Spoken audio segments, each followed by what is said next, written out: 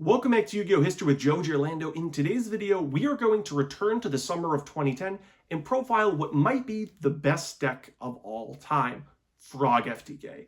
Frog FTK is an interesting deck because during the summer of 2014, people were really focused on X-Sabers and Infernities and Gladiator Beasts and Blackwings and Herald of Perfection, Frog Monarch decks, a variety of others, Caliber Cat also. But Frog FTK hid behind the shadows for a lot of those events. In the Shining Darkness, we had the release of Dark Soul, we had the release of Infernity Launcher, but we also had the release of Ronin Tonin. And a lot of people focused on those new archetypes, and in a lot of the early YCSs, those archetypes had a lot of success. However, in the backdrop, there was Frog FTK, a deck based around Substitute, Ronin Tonin, and eventually Mass Driver. A lot of people considered it just another random FTK or OTK, like a Royal Magical Library deck, without giving it the honest assessment that they probably should have. Well, I went to Nationals in 2010 in a room with three people that all rang Frog FTK. Jimmy Johnson, Paul Clark, and CJ Lack. Two of those three individuals were the only two Frog decks that actually topped the US Nationals in 2010. So in that hotel room, I was there with CJ and Jimmy and Paul talking in great length about the Frog deck. We built the side deck together that in many ways Gally ended up popularizing at the 2010 Worlds and taking first place. I was there on ground zero working with these individuals, fine-tuning the Frog deck that I think really should have won the 2010 US Nationals, but then luckily won the 2010 Worlds. This deck was one of the most misunderstood decks because most people, when they see that word FTK, think, okay, so this is a one-trick pony. When in reality, this may have been the best control and the best combo, and of course the best FTK at the time. What I mean by that is, when you have Substitute and another monster on the field, yes, you can do that OTK with Mass Driver, it's absolutely there. But in games where that doesn't happen, Dupe Frog and Flip Flop Frog and Unifrog are really annoying cards to deal with. They can't chip away popping back rows with Unifrog's effect, always sending monsters back to the opponent hand with Flip Flop Frog, making you unable to destroy your frogs because of Dupe Frog and Substitute's natural lingering effects, and make it so that you can actually just grind your opponent out unless they have an absolutely over-the-top hand. In addition to that, a lot of people didn't understand exactly how the FTK worked. They assumed you needed to draw Mass Driver early, or that you needed Substitute and Mass Driver within the opening 6, so that was it. When in reality, this deck had a very high likelihood of accessing Substitute early, whether that was naturally drawing it, drawing 1-for-1, using Swap Frog, special summon effect, summon it, ditch Substitute, salvage it back, or using a variety of other means. And then once things got going, when I'm talking about getting going in this deck, I'm talking about Substitute on the board with any other monster.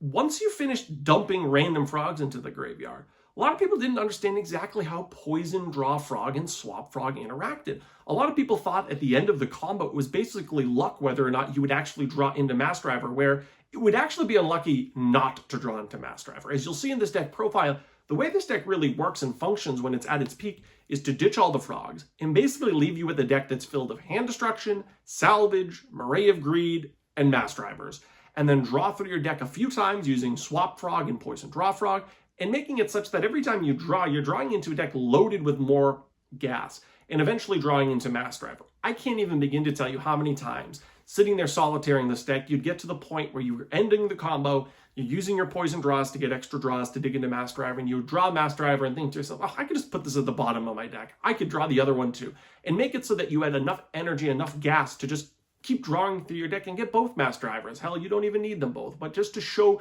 the extent and the power of this deck and to show people this isn't even just some type of combo deck that relies on luck at the end. And I remember some games where I would draw Mass Driver, just kind of keep going, and my opponent would get upset, oh, you drew Mass Driver. I'd be like, actually, I just drew both of them. I wanted to see if I could keep digging, quite frankly. And making it so that at the end of the combo, it was almost a guarantee that you would draw Mass Driver and win.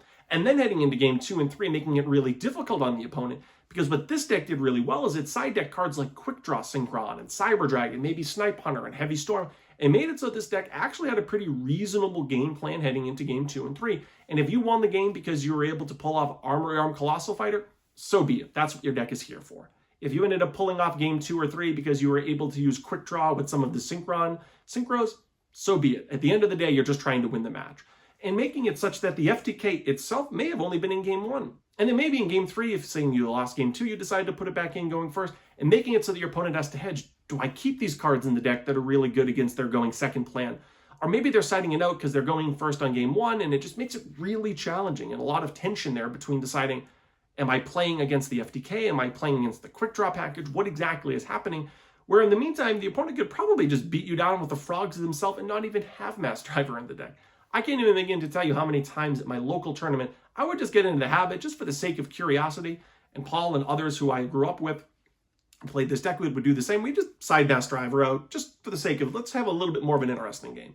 I'll side Mass Driver out, and instead of Mass Driver OTKing you, I'll end a board with Flip-Flop Frog, Unifrogs, and Dupe Frogs, and Substitute, and make it so you can't kill any of my monsters, and they're just going to grind you to death through their effects. It was really one of the most misunderstood decks of all time. It took a long time for people to really respect it.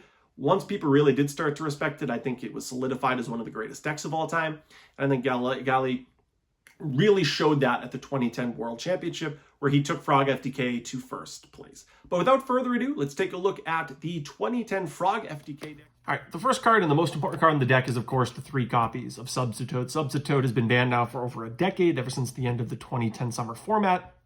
And it is, in many ways, the sole reason that this deck can achieve what it can achieve. You need to get Substitute as early as possible, ideally turn 1. If you get Substitute with any other monster on the board, chances are you're going to win on the first turn. Substitute also has a really important second effect that comes up more in games 2 and 3. Under some conditions, you actually side out Mass Driver, which might sound odd. I know I've been talking about this deck for a few weeks now, but this deck is probably the best control deck of the 2010 format, in addition to being the best combo deck. Because in games 2 and 3, if you side out the Mass Drivers, Substitute is a second effect where frog monsters other than Frog the Jam cannot be destroyed by battle, which combos really well with the 3 copies of Dupe Frog. Everybody knows that when Dupe Frog is sent to the graveyard, you can either search your deck or graveyard for a frog monster other than Dupe Frog. That's obviously awesome. Search out something like Swap Frog or Treeborn Frog. But in addition to that, when this is face up on the board, your opponent cannot declare an attack on any of your other monsters other than this single Dupe Frog. Well, if you have Dupe Frog and Substitute on the board, now your opponent has to attack Dupe Frog, but it can't be destroyed by battle. That can allow you to slow the game down and eventually grind your opponent out with some of the other card advantage engines that this deck has. The other frog you're probably well aware of, people probably know this from more modern Yu-Gi-Oh! Is 3 copies of Swap Frog. Beyond the fact that this card can send Treeborn Frog, or more importantly, Ronin Tonin to the graveyard, not Fishborn Blaster, of course, but Ronin Tonin. Beyond that point, this is a pivotal card when comboing, because this is how you send Poison Draw Frog to the graveyard in order to get yourself 3 draws, sometimes honestly even more, when you're comboing off. So we'll talk about that combo in a little bit, because whether it's the second summon effect of Swap Frog or the ability to ditch Poison Draw Frog, this is a pivotal piece of your FTK. Speaking of Poison Draw Frog, we have 3 copies of Poison Draw Frog. This card when it's sent to the graveyard, when it was face up, which means basically any other condition besides it being face down and flipped face up after an attack. So if it's in face up attack position and is attacked or sent to the graveyard as a result of something like Swap Frog's effect, you get to draw 1 card. These are pivotal at the end of the combo that we're going to be talking about when you actually do open Substitute plus another monster. Then we have 3 copies of Unifrog. In game 1, the best use of Unifrog, honestly, is just FTKing, sending it to the graveyard, not worrying about it. But if you go into a longer game 1, or more importantly into game 2 and 3, where you might not necessarily have Mass Driver, this becomes a really, really important card. This card can attack your opponent directly with 400 attack. That's obviously not a lot. But the key here is if you control another frog, anything from a Dupe Frog to any other frog, other than Frog the Jam, of course, you can destroy one of your opponent's back rows. Now envision a scenario where in game 2 or 3, you used your Substitute, filled up the board, and you had something like Dupe Frog and now Unifrog. Well, your opponent's in a pretty rough position here because frogs can't be destroyed by battle. Your opponent has to attack Dupe Frog, which can't be destroyed by battle. And they're getting their back rows picked off by a Unifrog that's attacking directly every turn. That can be a really frustrating game state that your opponent might not necessarily expect out of what's perceived as exclusively an FTK deck. Then we have 3 copies of Flip-Flop Frog. Same deal. When Flip-Flop Frog is flipped face up, you can bounce monsters to the opponent's hand equal to the number of frogs on the board, which oftentimes means 2, 3, 4, maybe even 5 different frogs, except itself. So technically, I guess the max that you could get there is 4. But that's another really frustrating situation. Now imagine you have Unifrog, Flip-Flop Frog, Dupe Frog, and Substitute on the board. Your opponent can't attack any of your frogs other than Dupe Frog. Can't be destroyed by battle because of Substitute. Your opponent's losing 1 back row turn, and all of the monsters they're setting are going to their hand. Talk about a lock. So that's Flip-Flop Frog. The other frogs involve 2 copies of Death Frog. Death Frog is really just used because it's a level 5. It allows you to go into some of the higher level synchros. something like Colossal Fighter, which can be very pivotal when using the Colossal Fighter Armory Arm OTK, usually in game 2 or 3, but sometimes even in game 1. There's actually some discussion in terms of running 3 copies of Death Frog. If you run 3 copies of Death Frog, you can actually OTK without Mass Driver if your opponent has no board. That situation wasn't overly common, so this deck elected only to run 2 copies of Death Frog, but it is very valuable. That level 5 is super important when using Fishborg Blaster to go into high-level synchros in games 2 and 3, though sometimes even in game 1. We have 2 copies of Ronin Tonin. One of the biggest breaking points in this deck is if both of these get DD Crowed. That's why some players ran 2, even 3 DD Crows in games 2 and 3 against this deck, because yes, if you're able to DD Crow all of the Ronin Tonins, the Substitute is going to be unable to filter through the deck the same way. It'll be able to filter through a little, filling the graveyard with the frogs, but it won't be able to increase the amount of monsters on the board what Ronin Tonin allows you to do. What I mean by that is, and you'll see this when I do some of the combos towards the end, Substitute plus 1 monster fills your graveyard with all your frogs, but it also allows you to send a swap frog to send a Ronin Tonin to the graveyard, and then banish a frog from the graveyard to put a 3rd monster on the board, and then tribute off that Ronin Tonin and incrementally build up a 3rd, 4th, and even 5th monster onto the field, which is how you get into those board states of Toad, Dupe, Unifrog, Flip-Flop Frog, which is really hard to break. So if you DD Crow both of the Ronin Tonins, that is a way of stopping this deck. In games 2, 3, and of course, obviously in the first game when it's primarily an FTK. Just 2 copies of Treeborn Frog. Obviously, you can't use both of their effects at the same time. You only can bring back 1, but having the 2 is really useful.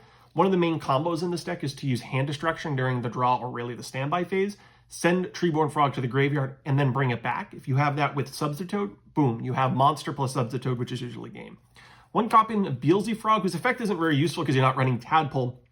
If you notice, though, all of the frogs in this deck, so Dupe, Swap, Poison Draw, Unifrog, Flip-Flop, not as much Treeborn Frog, but all of the other frogs in the deck are level 2. This is the only level 3 frog that you have access to. There is technically another singleton frog that you could run, Submarine Frog, which actually does piercing, but it's only a level 2, which is very redundant.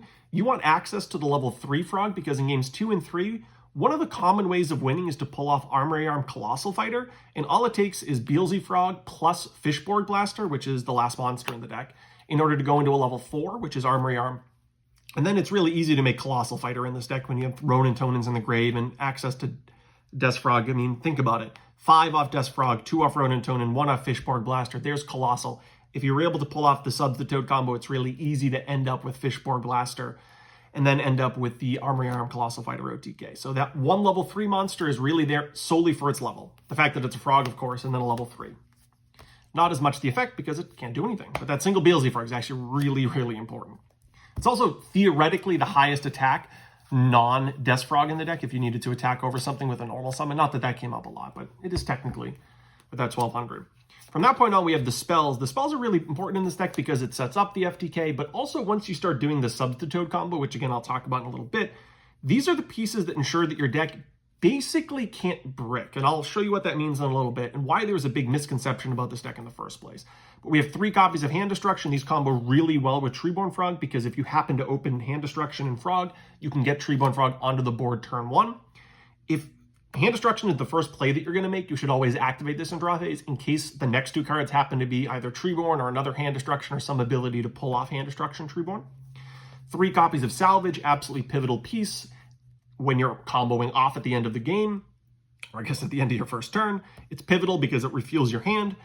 It allows you to have more waters to ditch to Swap Frog in order to continue your Poison Draw Frog draws, but it also combos with Swap Frog. If you special Swap Frog, you can send Substitute and then immediately salvage it. And if you specialed the Swap Frog, you can just normal summon the Substitute and boom, you have 1 monster plus Toad, which is usually game.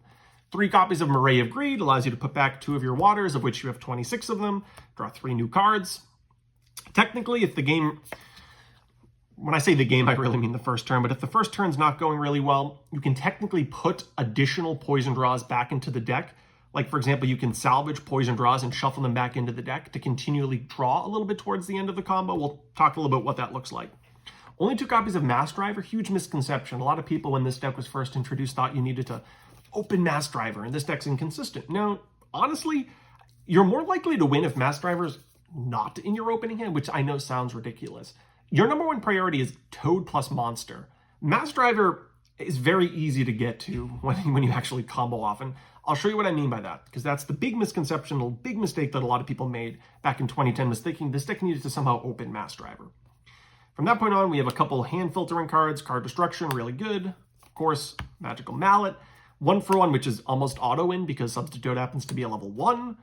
Thankfully, this format, 1-for-1 was limited to 1, as opposed to being at 3, which it was not too long before this format. And then the last two pieces are a little bit interesting, the last two cards.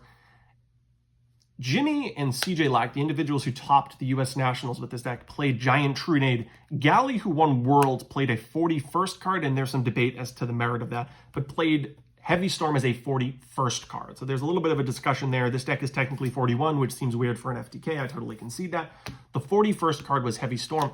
Honestly, you basically need all of the monsters in here. There's even some discussion for adding the third Death Frog, but Heavy Storm is a 41st card. I'm going to talk about the extra deck, and then I'll talk about the side deck.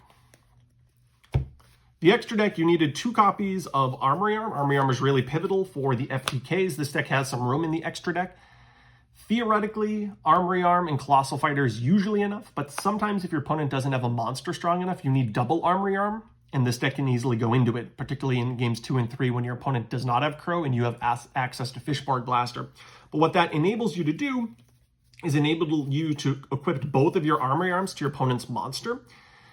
Usually when you Colossal Armory Arm someone, your opponent needs to have a monster with more than 1800 attack, so that when you summon the Colossal Fighter and equip the Armory Arm to your opponent's monster, and the Colossal Fighter crashes, it actually needs to be destroyed by battle. The 1000 attack off, the Armory Arm is enough for the Colossal to crash into anything that has more than 1800 attack. Well, if you have double Armory Arm and you can equip 2 Armory Arms to one of your opponent's monsters, now all of a sudden you can combo off into much weaker monsters. Like, for example, if your opponent has just a green gadget on the board. Usually this wouldn't be enough because 1 Armory Arm pushes this to 24, can't crash. 2 Armory Arms, now all of a sudden this is a 34, and now you can crash the Colossal Fighter and actually win the game. So double Armory Arm is really pivotal to pull off that FTK, or that OTK rather. Colossal Fighter, of course, to go with that. As you'll see in a little bit, we actually have a Quick Draw Synchron package. This was popular for both Jimmy and CJ at the US Nationals, but then also for Galley at Worlds. We have Junk Destroyer, Nitro Warrior, Turbo Warrior, and Junk Archer. No Drill Warrior. This deck's not really trying to generate card advantage like that. But these 4 pieces can be really useful, popping a lot of cards, getting rid of things that you need to worry about, allow you to honestly just somehow deal 8,000 damage in games 2 and 3, which was sometimes what this deck was trying to do. And a lot of times your opponent, I mean, they acknowledge Heavy Storm exists, but sometimes they think to themselves, well, if they have Heavy Storm, they're going to OTK me anyway, which is sometimes true, but then it allows you to take advantage of an opponent that sets a lot of cards, and this deck actually put Cold Wave in the side deck. So sometimes some of these Synchro monsters were really useful under Cold Wave. Past that, the majority of the rest are pretty just utility-based. We have Catastor, which was the best level 5 at the time. We have Bryonic, which was probably the best level 6 at the time, but you had also access to Goyo Guardian. Technically, you had access to DeLorean. There were some combos that you could pull off with DeLorean. Most of the versions ran 2. I only have 1 copy of DeLorean, but this, you'll notice, is going to be 14 cards. I'm missing a second DeLorean. Then we had a Black Rose Dragon, a Stardust Dragon, and then a Mistworm. That would be our extra deck. I'll just quickly go through the side deck and then I'll talk about the combos. So the objective of the side deck was to give you different ways of winning in games 2 and 3, particularly if your opponent sided in Hanawada, which technically does stop Mass Driver. Quite frankly, if you get the Substitute combo going, you really don't even need access to Mass Driver to win, to be brutally honest, and I'll show you why in just a moment. But the cards in games 2 and 3 essentially made it so that you had more avenues of victory, particularly if you had to go second. Let's say you FTK'd game 1. So we have 2 copies of Quick Draw Synchron. This is Galley's exact 15 from the World Championship in 2010. This is in many ways based loosely on the side deck that Jimmy, CJ Lack, to a lesser extent myself, and then of course Paul Clark, put together for the 2010 US Nationals. As I talked about previous, we worked a lot on this side deck. The nights leading up to Nationals, Jimmy and CJ topped, their decks were publicized, and then players like Rodrigo Torres and Galley ended up, I think, really perfecting the side deck a little bit beyond what CJ and Jimmy put together, but that's nevertheless, we have 2 copies of Quick Draw. It gives us access to some really powerful Synchro monsters in games 2 and 3. This deck also has a bunch of monsters that it wants to ditch, comboing this with Fishborg Blasters and Ronin Tonins and Treeborn Frogs. Really great card, really good tuner. 2 copies of Hanawada. I think Galley was fairly worried about the Frog FTK mirror match. 2 copies of Light and Darkness Dragon. This card can be really difficult to deal with for some decks, particularly some of the combo decks out there. And in addition to that, this deck can just tribute summon for 2 super easy. You have Treeborn Frog naturally, Ronin Tone, and all the other pieces. So 2 copies of Light and Darkness Dragon. If this deck has to go second, we have 2 copies of Cyber Dragon, which can be pretty good. We have some Spell and Trap removal, MST, and Cold Wave. Brain Control to combo with our Light and Darkness Dragons and some of our tuners, and then to a lesser extent Cyber Dragon. I get some more Spell and Trap removal with the Double Decree. Galley had 1 copy of Treacherous Trap Hole and then a 2nd copy of Fishborg Blaster. I really like the 2nd Fishborg Blaster because it ensures that if you get hit by DD Crow in game 2 and 3, you can actually still win. If your opponent knows what's going on in game 2 and 3 and they know that you sided in the Quick Draw package, it might be better to save the Crow for the Fishborg as opposed to Treeborn or even Ronin Tonin, because your opponent can very easily just ditch the 2nd Ronin Tonin off a Swap Frog. It's more difficult to get access to Fishborg Blaster. And Fishborg Blaster often led to some of those Armory Arm OTKs, the Colossal Armory Arm OTKs, or honestly a lot of the more explosive plays that this deck was able to do in games 2 and 3. I'll run quickly through the decks at the time. I've done this in previous videos. The primary reason I'm showing you the decks at the time is just to kind of put what I just showed you into context and where it might fit. You know, against Gadget, the Gadget deck is going to have a lot of Floodgates. You might want to have some of these cards like Cyber Dragon in the deck. Another deck that's going to have a lot of Floodgates is Blackwings. Tons of Floodgates and Blackwings. Caliber Cat, another deck at the time. Of course, you just had straight X-Sabers, Gladiator Beasts. One of the more difficult matchups was actually Frog Monarchs because a card like Vanity Emptiness was pretty difficult to deal with. Of course, you had full-blown Infernities, and then you had Herald of Perfection Lock, which was actually a really difficult matchup. Herald of Perfection, obviously an incredible card against an FTK deck. And then, of course, the mirror match. So it really sort of depended on what it is that you saw in game 2 and 3, because unlike other side decks, this was just a straight transition side. You're either the FTK or Frog Control, and the FTK is really useful, obviously, going first. You almost always just have the FTK in the deck going first. There are some matchups, though, you might think that the control deck is even better going first, and I can totally see that being justified, but it's kind of tough to pick which of the two is better. It really depends on what you see in game 2. Hopefully you just win game 2 and you don't have to worry about game 3, but it's almost not even dependent on the matchup as much as what you might think with other side decks. It's really a byproduct of what you see game 2 and 3. Like, for example, just to point one thing out, the control variant might not be as good against Glads because Gladiator Beasts don't really care if Duke Frog has to be attacked because they can just tag out. So maybe you just stick with the FTK in that matchup. Cards like Charity or Gladiator Beast Chariot are really difficult to deal with if the game goes long, particularly if your opponent is looping it with their effects. As a result, you should probably just keep the FTK in for game 3. If it goes to a game 3. That's an example of just looking at the format and deciding when to transition side or when to just leave the FTK in. In terms of the FTK, or honestly just in terms of what this deck can do in general, I'm going to shuffle my deck up. I'm going to guarantee, just for the sake of this video, that I open with the ability to FTK. But what I'm going to do is actually take the Mass Drivers out of my deck, and I'm going to shuffle them into the deck after I draw my opening hand. That way you know for a fact that I'm not just naturally drawing Mass Driver turn 1. I'm going to draw and guarantee myself Substitute, Hand Destruction, and Treeborn Frog. That way you can see what it looks like when you open up with Substitute and a monster. And we'll talk about the avenues that you can go into here.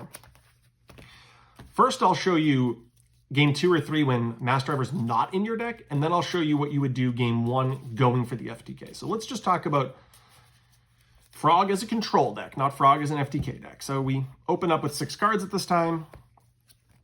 Kind of an interesting one. So draw phase, we're going to use Hand Destruction. We probably don't need a second Substitute, so we'll ditch those to draw 2 random cards. Sweet. Bring back Treeborn Frog in the standby and summon Substitute.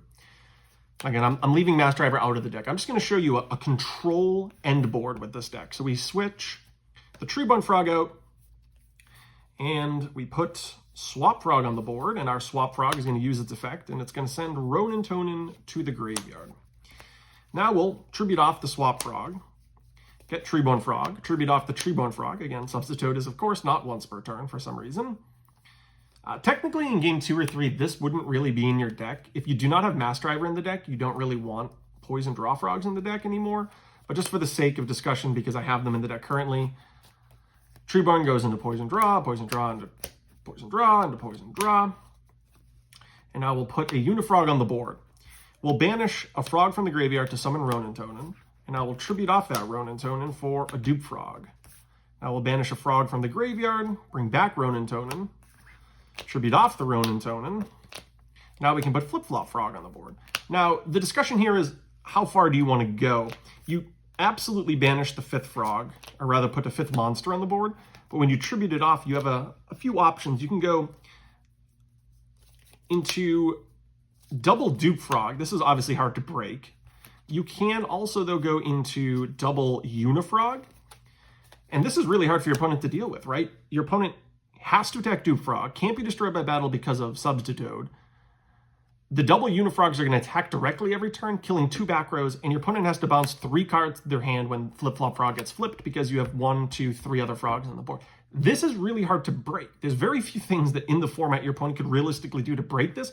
And again, you have 4 cards in hand. Technically, you would have continued off with the Substitute. You could send other frogs to the graveyard. You send more swap frogs to the graveyard. That's going to fuel Ronin Tonins. One of the only frogs that you might want to consider leaving in the deck, it's actually not even that big of a deal, honestly. You can send the Death Frogs to the graveyard because the Dupe Frog can actually return these. Death Frog in the deck is sometimes useful because of the big attack. Just searching on 1900 can be useful. But as you see here, this is frog control right now. This is hard to beat. But let's just say it's game 1 and you're not FTKing, right? Or let's say it's game 1 and you are FTKing. Sorry about that. We're going to try and go for the FTK. So we'll put the drivers back into the deck. I am still going to, just for the sake of discussion, guarantee myself Toad and Frog. But I'll do what I did last time, and I won't put the mass drivers into the deck until the opening hand. So we'll draw 3 more random cards. We'll use this, ditch these to the grave, draw 2, swap Frog, and Murray agreed. Summon out the Treebone Frog, and now I'm going to shuffle both mass drivers into the deck, and I'm going to show you the biggest misconception that people had about this deck. The belief that you actually need to open mass driver in order to win. That's factually untrue. Why? Because all you needed was Toad and another monster. Now, I made it really easy. I just put Substitute in my hand, but you could have opened a few other combinations. You could open the ability to summon swap through its special summon effect, and then salvage, because Swap Frog can send the Toad to the graveyard, and then this can bounce it back to hand. You could also open 1 for 1. So there are a few ways of getting there. But let's say you happen to open the combo like I just did. The Toad can send it to the graveyard, and I'm going to kind of go quick here. Treeborn comes out, this Frog comes out, Dupe Frog comes out, goes to the graveyard. Flip-Flop Frog goes to the graveyard. Dupe Frog comes out, goes to the graveyard. Unifrog, we don't need you, we're not controlling. Dupe Frog, we're not controlling this game. Dust Frog, we're not attacking for game. Beelzy Frog, we do not need you, we do not need Flip-Flop Frog, we don't need Unifrog, we don't need Flip-Flop Frog in the deck. What we do need, though, are Poison Draw Frogs and Swap Frogs. So we're going to end with a Poison Draw. Now we're going to banish any random... Well, actually, I have to send the Swap Frog. So Swap Frog sends Ronin Tonin to the grave. Now I can tribute off the Swap Frog and summon Poison Draw. Now I can banish any frog from the graveyard to bring out the Ronin Tonin that I just summoned. And I can use Substitute on the Ronin Tonin that was just summoned to summon out another Poison Draw. Banish any random frog. Bring out Ronin Tonin, tribute it off, summon out Poison Draw Frog. Now, when Poison Draw is sent to the graveyard, you get to draw a card. And you have to understand that right now my deck is loaded with Hand Destructions, Murray Agreed, just Mass Driver itself, a bunch of combo pieces. So I'm actually in a really good position here to get into some of those. So I'm going to give my deck a good shuffle.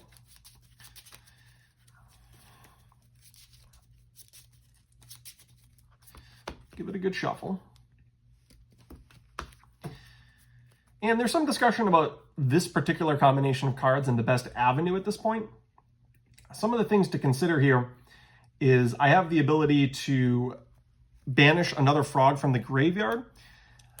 There's not a set in stone magic number, but there are some considerations. You have access to Fishboard Blaster in your deck to actually banish enough frogs in order to win with Mass Driver, but the magic number is 20. You need to be able to shoot off 20 monsters in order to actually win, which is usually not a problem, particularly because you have Fishboard Blaster in your deck. We can banish this third one without much of a concern, but the reason I'm banishing that now is to summon out Swap Frog. Now I'm going to tribute off, or rather the Ronin Toad. Now I'm going to tribute that off to search my deck for a swap frog. And now a lot of people, when they think of swap frog, they think, okay, you ditch a frog from your deck to the graveyard. Well, yes, but this also can ditch a frog from the field to the graveyard. So I'm going to just ditch this poison draw frog to the graveyard. And now I'm going to get a fresh draw with my current hand. We'll draw 1 for 1. It's actually not that bad because I can 1 for 1 now and search out Fishborg Blaster, which makes it so that I can be a little bit more risky with the use of my frogs from the graveyard, but that's okay. I'll bounce Swap Frog to its hand. I will ditch a water to special summon Swap Frog, and I will send another poison draw to the grave, and I'll get to draw another card. Now I have here a Murray of Greed. A little bit of a discussion as to where to go next. We can bounce Swap Frog to hand. Some discussion here about using the 1 for 1 to get the Fishborg, but without access to Mass Driver right now, we don't necessarily want to do that, but we do certainly want to hold on to this.